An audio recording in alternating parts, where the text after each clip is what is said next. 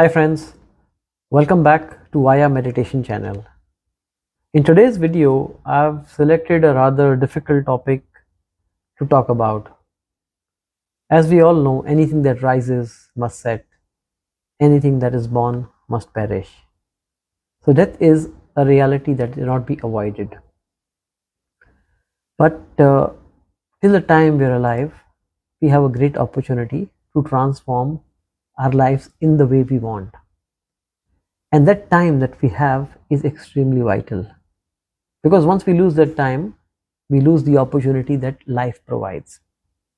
I was hearing one very nice Buddhist story narrated by Osho a few days ago, which inspired me to make this video.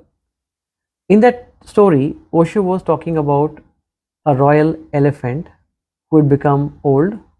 It used to be a warrior elephant of the king, but it had become old and he had retired. So, in his old age, he was actually going for a bath inside the pool, inside the muddy pool, and he got stuck there. His legs got stuck in the muddy pool, and elephant was not able to come out. They tried very hard, they tried to pull him out of the ropes, but he was actually not able to exercise any force.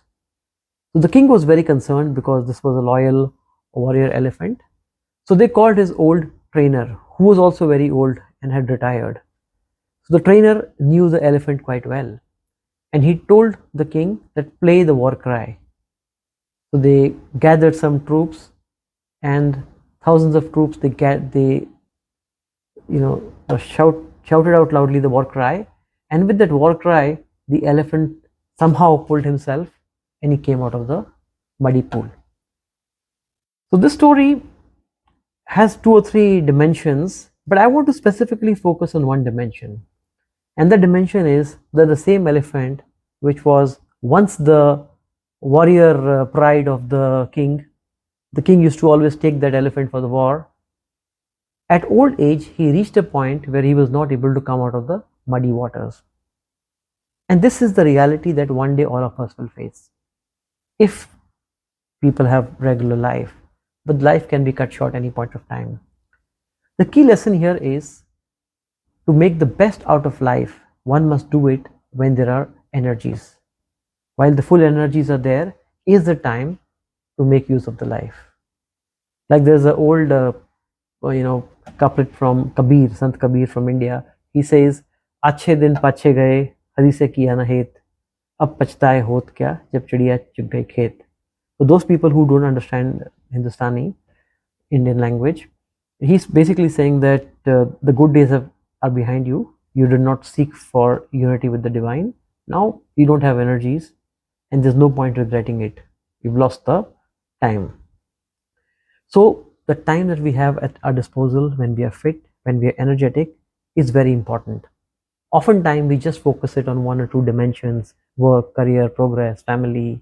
But there is a side that we owe ourselves, and that side is the spiritual progress. So while energies are still there, we must focus on that. I am reminded of Carlos Castenda. He was a very famous American professor and an author. He wrote a lot on shamanic subjects, and he had met one master named Don Juan.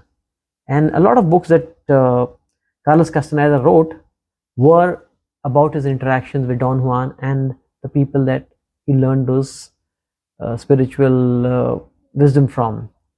In one of the books, I don't remember the name of the book, in one of the books of Carlos Castaneda, Don Juan tells him that in a world where death is a hunter, there is no time to waste. There's only time to act and take decisions. And I think that is very, very important, because eventually time comes to an end. And as time passes by, our energies go down. While you're at your prime, it's very, very important to have a spiritual focus. And this talk is specially made for spiritual seekers of truth, who really want to understand the mystery of life. So for those people, we must remember that life is always ticking by. There's no time to waste. Just like Don Juan says, in a world where death is a hunter, there is no time to waste. There's only time to act. Likewise, George Gurdjieff, the Russian mystic, which I've quoted many times in my lectures before, used to do one exercise. He used to call that exercise as the last hour of your life. So he used to say that just imagine if this is your last hour of your life. If magically somehow you can come to know that this is the last hour, what would you do? And then he says that would you waste away your time watching a cricket match or a movie or going to the same shopping mall for the 15th time? So he says if this is the last hour, what would you do? And then he says you should start living your days like that, or at least you must have that notion a few times in the day so that you can correct yourself if you're deviating.